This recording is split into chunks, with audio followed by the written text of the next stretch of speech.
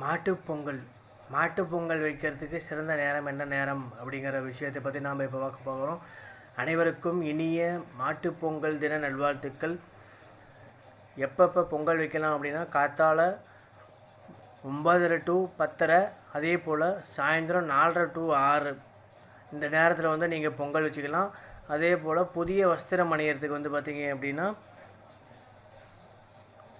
5 to 6 அல்லது 8 to 9 இந்த நேரத்தில் பார்த்தீங்க அப்படின்னா நீங்கள் புதிய வஸ்திரம் அணிந்து பூஜைகள் செய்யலாம்.